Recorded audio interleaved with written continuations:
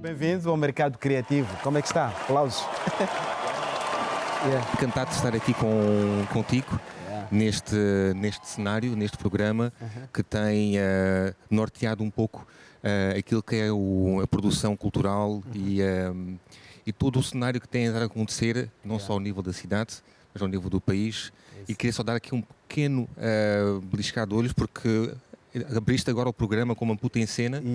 Que é também um festival que o Cultivarte apoiou e do nosso grande e emblemático Evaristo Abreu, que é uma pessoa também com quem tivemos a honra e o prazer de poder trabalhar e isso, mas hoje estamos aqui para falar também de outros assuntos. Não, faz parte, o Maputo em Cena é um exemplo da vossa intervenção no setor criativo em Moçambique, o vosso envolvimento no Maputo em Cena e em outros projetos, sem dúvidas que é uma referência importante esta para a nossa conversa. E se calhar até é um bom ponto de início para a nossa conversa.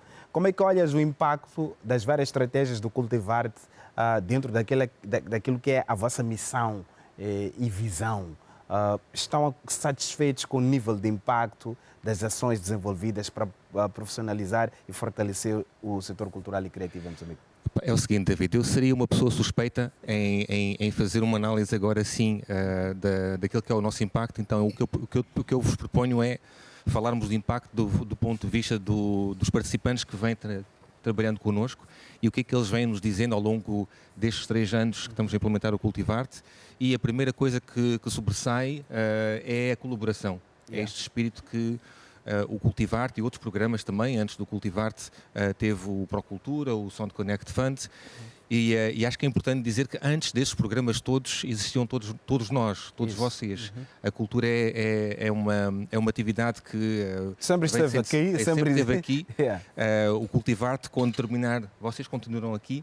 Então, temos tido ótimos feedbacks de entidades que estão a acolher estagiários, que estão a ter pela primeira vez a oportunidade de ter um estagiário que vai corresponder com uma função que eles não tinham ainda investigado, não tinham ainda testado. A maior função procurada, que posso dizer agora, da indústria cultural é a comunicação. É a tua área. É a nossa área, né? Nossa área. O que justifica isso?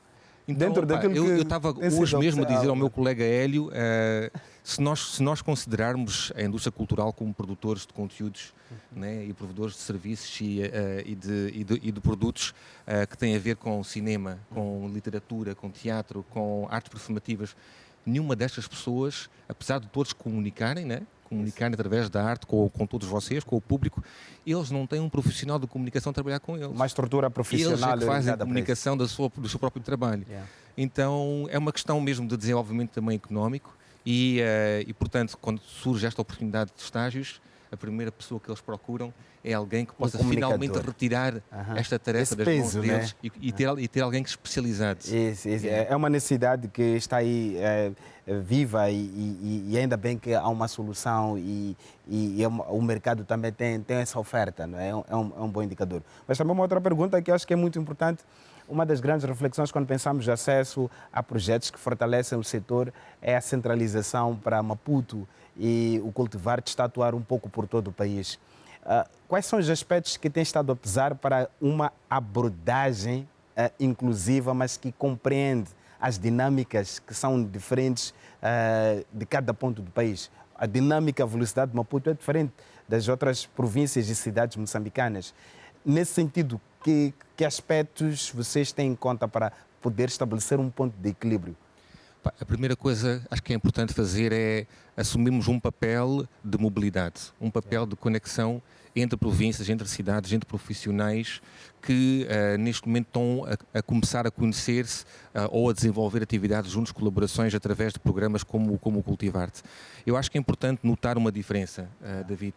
Nós vivemos em Maputo, conhecemos esta capital. Aqui a gente pode se queixar das dificuldades que existem, mas existe uma infraestrutura relativamente sólida de infraestruturas de casas de espetáculo, de locais para poder-se produzir conteúdos de estúdios como este de televisão. E se nós sairmos da província de Maputo e começamos a explorar outras províncias, vamos ver que essas condições, estes recursos de acesso, tanto ao nível de equipamento técnico, como de infraestrutura e de pessoas com experiência já desenvolvida, vai ser cada vez mais um desafio. Mas há um fator que a malta não pode esquecer, é que Moçambique é feito de pessoas. Isso. E cada uma dessas províncias está cheia de jovens com vontade de fazer e que estão a fazer quase tão bem ou melhor É o do que nosso nós maior aqui. ativo, né? São as pessoas, né? Sim, Os jovens. nós estamos, sobretudo. olha, para o programa de estágios nós tivemos cerca de 2.000 2.000 candidaturas para 100 estágios, 2.000 candidaturas. É muito isso. E vou-te dizer, Yeah. de todas as entrevistas que nós fizemos, ficamos todos tipo de boca aberta Yeah. com a competência que estava à nossa frente, com a vontade de fazer, com a curiosidade em procurar soluções e vir preparados para uma entrevista. Agora, não podemos falar do setor cultural sem falar também do setor público. Estar presente em outras províncias como Maputo, acho que requer um programa que o Cultivar está a apoiar, não somos os únicos, o primeiro é o próprio governo moçambicano, que é toda a infraestrutura pública. É preciso trabalhar com as casas provinciais da cultura, é preciso trabalhar com as direções provinciais da cultura. Eles lá têm infraestrutura, têm espaços em que tu podes fazer ensaios, têm capacidade de fazer produção. Então, existe essa ligação que nós temos. Houve o projeto Construindo com a Música, com a Valentina, um projeto financiado pela Itália. Esse projeto já investiu num número de estúdios para gravação de som. Incubadoras, né? E pequenas incubadoras nas casas da cultura. Para identificar novos talentos, empreendedores e procurar injetar competência dentro daquilo que é o conhecimento que eles têm. Então o que estamos a fazer é dar continuidade a isto. Né? Investir nesses estúdios de som, vão ser 4 estúdios novos de som também que vão nascer dentro em breve.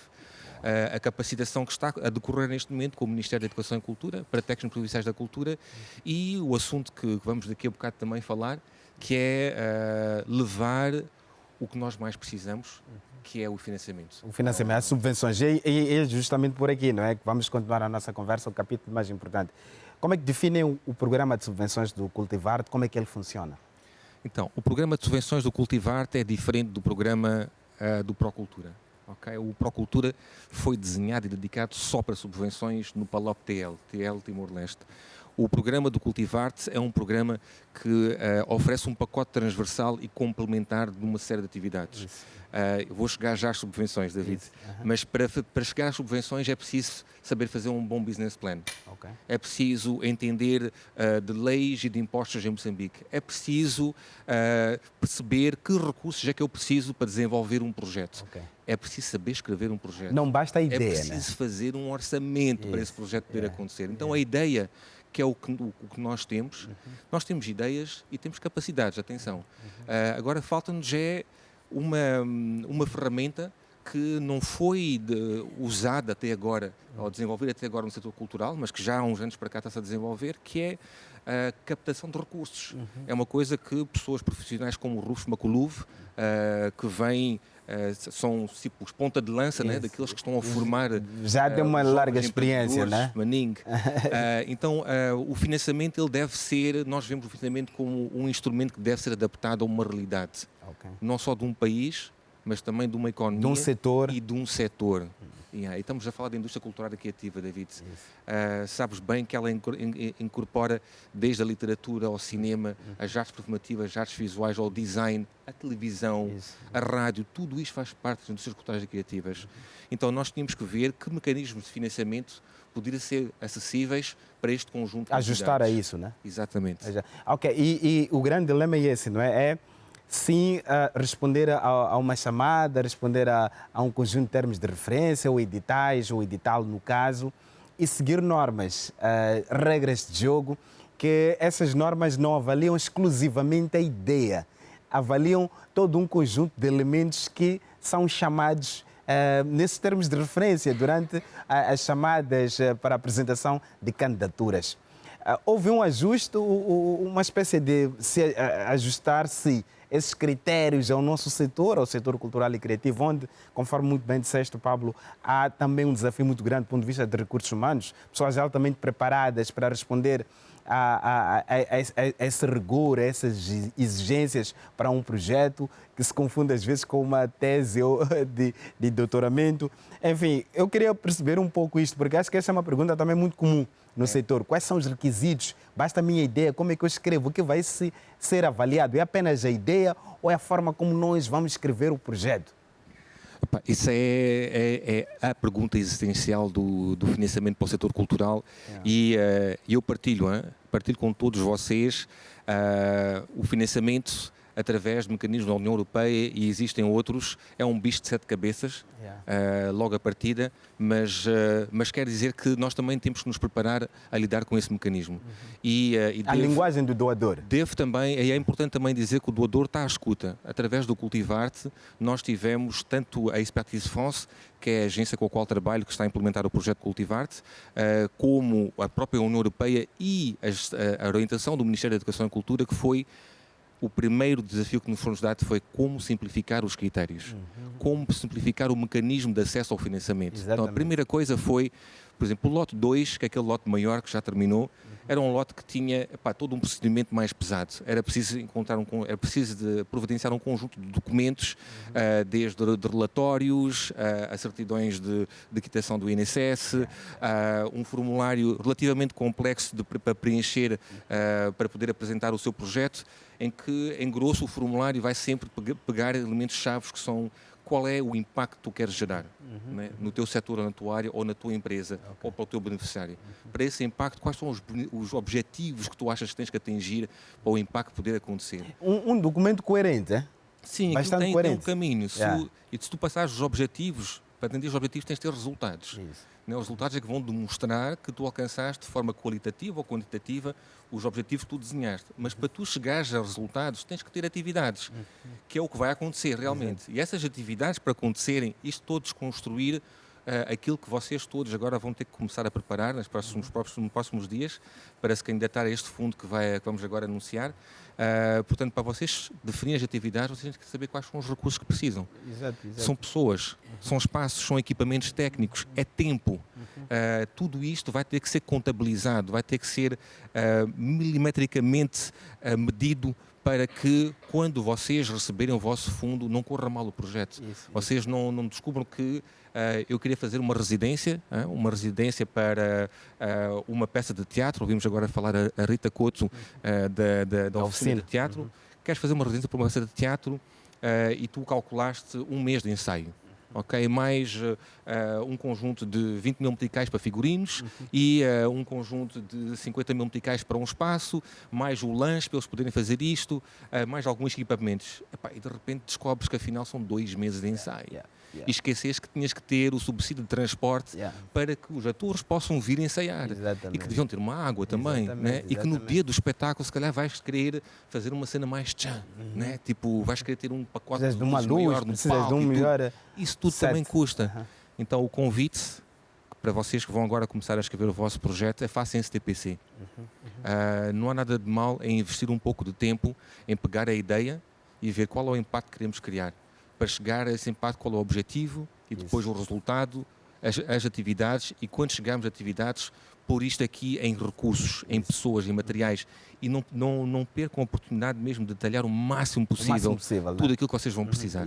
E geralmente nesse tipo de abordagens para o setor cultural e criativo também apela-se, não vou dizer apela-se, mas nota-se a necessidade de um espírito colaborativo para um diálogo interdisciplinar. Porque os criativos, muitas vezes, o que se mostra é que realmente são criativos. Têm altas ideias e até têm muita vontade e capacidade para implementar essas ideias. Entretanto, essa estrutura técnica que vai conseguir montar uma proposta aqui, ao chegar a um júri que vai avaliar essa proposta fala, conversa, convence e demonstra que vai acontecer, vai gerar impacto para esses beneficiários.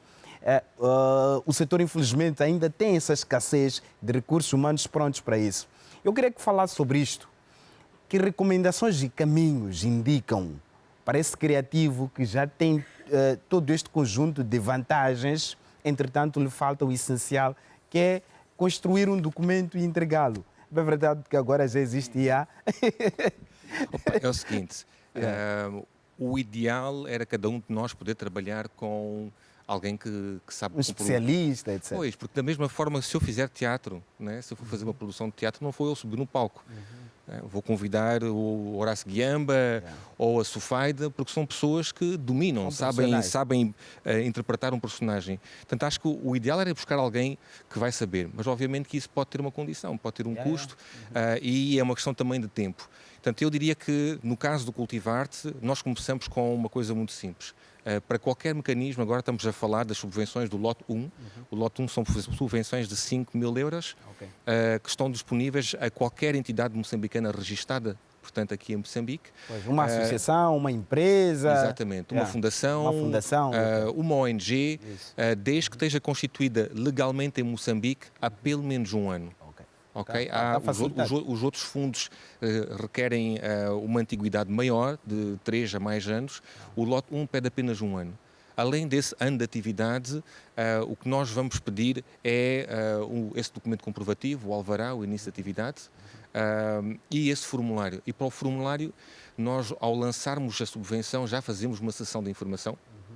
E depois fazemos uma segunda sessão de informação, e nessa sessão de informações funcionam como aulas. Portanto, temos a Maria, que é a minha colega, Maria Rosária, que é a gestora das subvenções, e o Soalé, que é o gestor administrativo, e os dois estão quase tipo 24 horas. Aquilo parece uma linha verde, disponível 24 horas sobre 24. Uma assistência direta aos candidatos. A Maria, neste momento, está de férias. E está a atender ali WhatsApp, Gmails. Eu estou a ver no meu telefone a entrarem respostas dela, né? para pessoas que estão a solicitar. Então, nós temos um canal aberto onde tu podes mandar um e-mail, um WhatsApp, ligar para nós e esclarecer uma pergunta. O que é que quer dizer este parágrafo? O que é que eu devo preencher nesta rúbrica do formulário? Como é que eu calculo as minhas despesas de escritório? Será que eu posso incluir o combustível? Esse tipo de perguntas que todos nós podemos ter, elas devem ser feitas, não podem ficar para nós. Isso. É importante que essa curiosidade saia. É um canal aberto. E para além disso, David, nós estamos a organizar conferências e fóruns ao longo do ano, e para cada uma delas organizamos uma masterclass. Nessa masterclass nós temos tido uma participação tipo lotada. São cerca de 40, 60 lugares e são jovens, a maior parte das pessoas não conhecemos, e eles estão lá para beber a informação que vem. Pois. Estamos a terminar, o tempo em televisão é muito dinheiro, nós não temos dinheiro, só temos palavras. A terminar, Pablo, informações, vossas páginas oficiais, porque a esta altura de certeza alguém está a perguntar em casa, mas olha, onde é que eu posso ter mais informações, como é que eu posso interagir com Cultivarte? Então eu diria o seguinte, se estás em qualquer província que não seja Maputo, atenção, é um critério.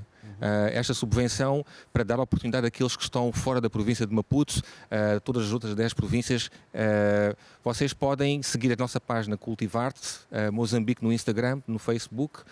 Lá vão encontrar diretamente os formulários para poderem fazer a candidatura e as ligações de acesso com toda a informação, o regulamento e, o mais importante, os nossos contactos para entrar em contacto connosco. Pois. Obrigado, Pablo. Obrigado pela presença e votos de um bom trabalho. O Cultivarte é tão importante para o nosso setor e mostra-se cada vez mais essa necessidade.